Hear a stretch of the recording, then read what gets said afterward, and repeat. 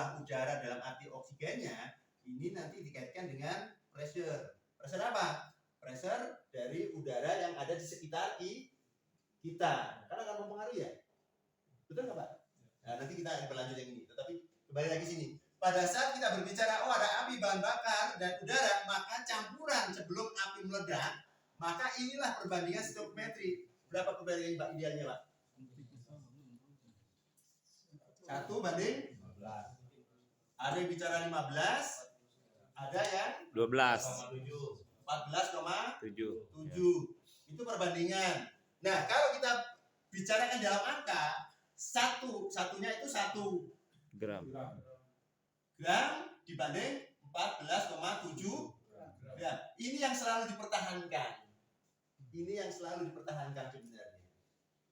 Secara campuran antara traksi molnya, cair ke gasnya itu lebih besar, tetapi jumlah dari massa yang dimasukkan ke dalam ruang bakar itu menjadi berkurang masalahnya. Sehingga ini tidak boleh, karena dengan adanya berkurangnya bahan bakar mengakibatkan apa? Tenaganya kurang. Makanya ini harus dibesarkan lagi. Dibesarinya boleh nggak makin besar? Pertanyaannya. Nggak boleh juga. Kenapa nggak boleh juga?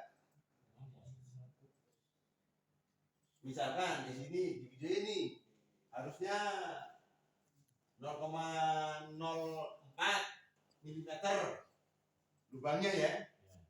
Kita gedein menjadi 0,5. Gedein.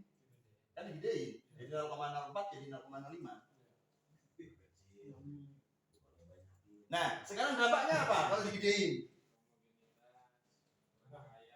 Sehingga kalau kita gedein, nggak ada pengaruhnya. Ya udah, injektor rusak itu kita borin aja pakai yang 1 milian itu. Tambah besar, tambah nggak bertenaga. Kenapa tambah nggak bertenaga? Tekanannya terlalu besar, tekanannya jadi kecil. tekanannya Jadi kecil. Yang keluar di sini dalam bentuk apa? cair. Kemungkinan masih mendekati cair. Pada saat mendekati cair, ya, nanti kita hubungkan antara nilai entalpi. Pada saat kita berbicara nilai entalpi, maka yang berhubungan adalah energi. Energi yang dihasilkan itu tidak sepenuhnya bisa terbakar semua, Pak. Ya, samalah seperti ini. Ya, kayak gini. Secara keilmuan ya. Kita berbicara tadi ada pompa, ada kompresi. Yang alat kompresi namanya kompresor. Sehingga kalau kita berbicara, ini satu pompa, satunya adalah kompresor. Jadi berbeda. Karena sistemnya itu berbeda. Yang namanya pompa itu fungsinya hanya untuk mengalirkan mengalirkan cairan. Itu namanya pompa. Ini namanya pompa. Ya. Pam. Itu mengalirkan. Ya melalui apa? Mungkin ini pompanya boleh pompa gear, ya. Ada pompa fan, ada pompa piston, ya. Ini pompa tenaga. Mungkin dia pakai pompa impeller. Ya. Ini adalah mengalirkan saja. Bapak pernah belajar pompa tentang ini ya? Mengenal positif displacement pump, non positif displacement pump. Pernah dengar? Jadi pompa itu ada 2 jenis, Pak. Ya. Satu, pompa positif displacement pump. Kedua, ya, tidak ada negatif. Namanya non positif displacement pump. Orang yang menyebutnya ini adalah pompa tenaga.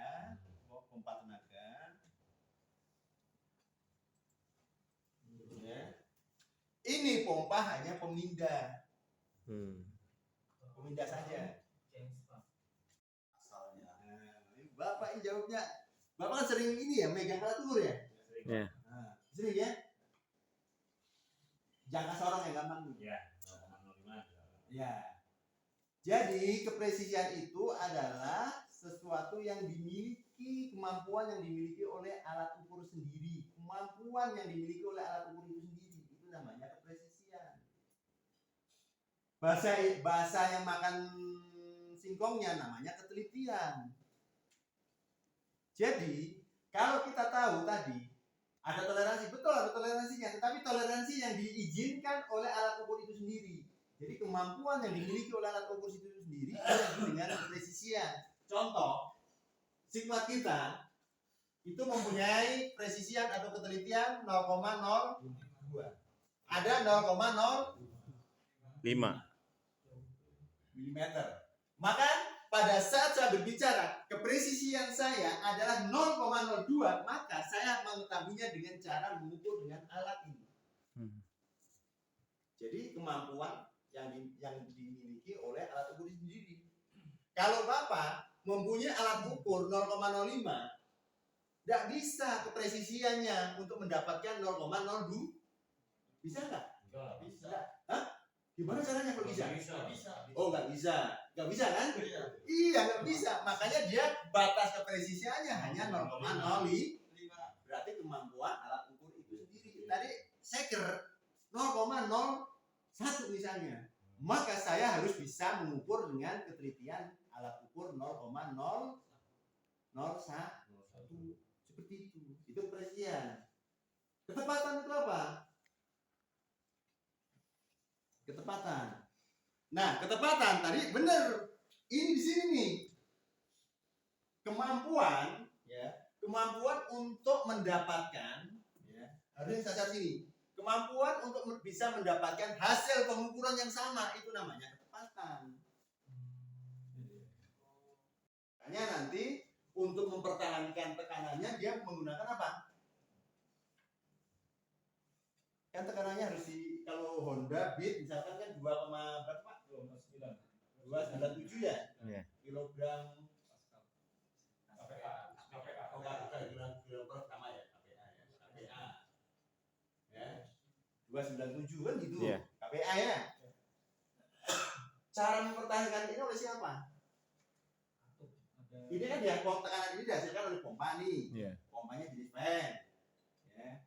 Nah, tapi pompa itu kalau nggak jalan nanti tekanannya akan ngedrop. Tetapi dia akan dipertahankan karena dia akan menjaga tekanan di sini.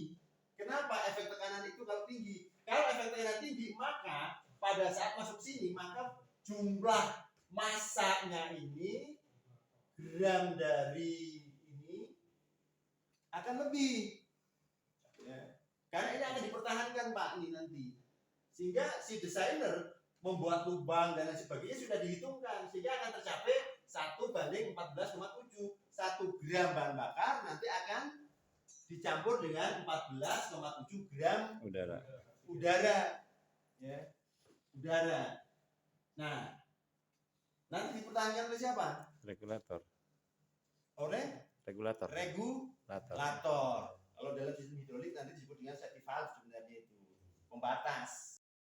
10 detik itu mengeluarkannya itu kurang lebih 98 cc.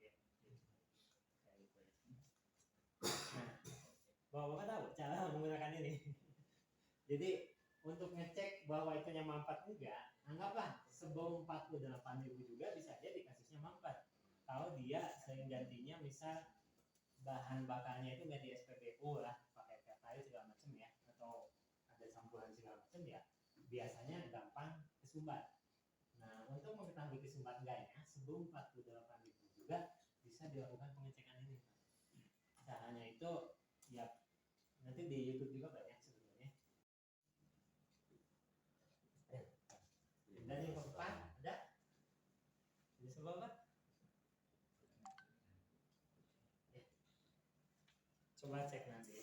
Perkembangan teknologi itu udah sampai sini Pak. Sekarang yang banyak dipakai itu dua tipe ini, Velox sama Viskos. Ya. Kalau yang ini udah hampir nggak digunakan. Ya. Busa sama kapasitas. Adanya yang viskos yang tadi. Viskos ketentuannya kan tidak boleh disemprot ya. Cukup dibersihkan tinggiannya ini nih Pak. Ya. Ini kanan kirinya sama dudukan ini. Sama dudukan dalam sini. Tengahnya nggak boleh.